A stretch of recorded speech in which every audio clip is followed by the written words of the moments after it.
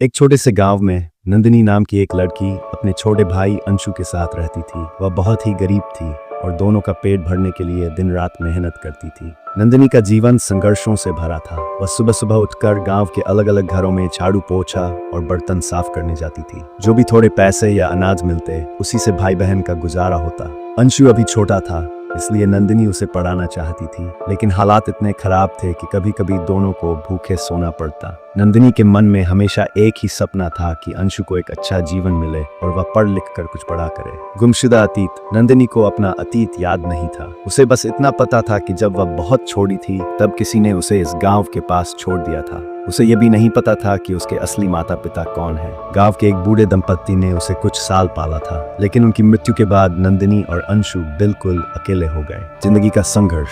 एक दिन नंदिनी एक बड़े से हवेली जैसे घर में काम करने गई। ये गांव का सबसे अमीर परिवार था, रघुनाथ जी का घर। रघुनाथ जी और उनकी पत्नी सुमित्रा देवी अपनी बेटी की याद में अक्सर दुखी रहते थे। उनकी बेटी नैना बचपन में किसी मेले से गायब हो गई थी। उन्होंने उसे ढूंढने की बहुत कोशिश की, लेकिन सालों बीत गए और वह नहीं मिली। नंदिनी ने घर का काम बड़ी ईमानदारी से किया। सुमित्रा देवी को नंदिनी में कुछ अलग ही बात महसूस हुई। वह उसकी मेहनत और मासूमियत से प्रभावित थी। एक दिन उन्होंने देखा कि नंदिनी के दाएं हाथ की हथेली पर एक छोटा सा चांद जैसा निशान था। यह देख सुमित्रा देवी अचानक चौंक गई, क्योंकि उनकी गायब बेटी नैना की हथेली पर भी ऐसा ही निशान था। सच की परतें खुलती हैं। सुमित्रा देवी ने रघुनाथ जी को यह बात बताई। उन्होंने नंदिनी से उसके बचपन के बारे में पूछा, लेकिन नंदिनी को ज्यादा कुछ याद नहीं था। फिर भी रघुनाथ जी और सुमित्रा देवी ने मन ही मन सोचा कि हो सकता है यह उनकी बेटी हो।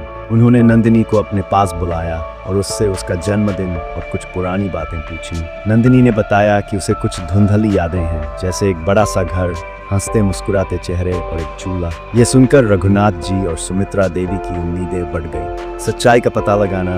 रघुनाथ जी ने अपने पुराने पारिवारिक डॉक्टर को बुलाया और नंदिनी का डीएनए टेस्ट कराने का निर्णय लिया। टेस्ट के नतीजे आने में कुछ दिन लगे। उन दिनों में नंदिनी और अंशु को रघुनाथ जी ने अपने घर में रहने दिया। उन्होंने नंदिनी को आराम करने और अंशु को पढ़ाई करने के लिए कहा। जब टेस्ट का नतीजा आया तो यह साबित हो गया कि नंदिनी ही रघुनाथ जी और सुमित्रा देवी की खोई हुई बेटी नैना थी। यह सुनकर नंदिनी को विश्वास नहीं हुआ। उसके आंखों में आंसू थे, लेकिन यह आंसू खुशी और हैरानी के थे। नया भवन। नंदिनी अब अपने असली माता पिता के साथ थी। उन्होंने उसे और अंशु को वह सारा प्यार और सुख दिया जिसकी उन्हें कभी उम्मीद भी नहीं थी। नंदिनी ने अपनी मेहनत और संघर्ष को कभी नहीं भुलाया। उसने अपने भाई अंशु को एक अच्छी शिक्षा दी और खुद भी पढ़ाई शुरू की। उसने पुराने दिनों को याद रखते हुए गांव के गरीब बच्चों की मदद करना शुरू किया। वह उनके लिए एक स्कूल खोलना चाहती थी, ताकि किसी और को उसकी तरह संघर्ष न करना पड़े। अंत में अब नंदिनी का जीवन अब पूरी तरह बदल चुका था।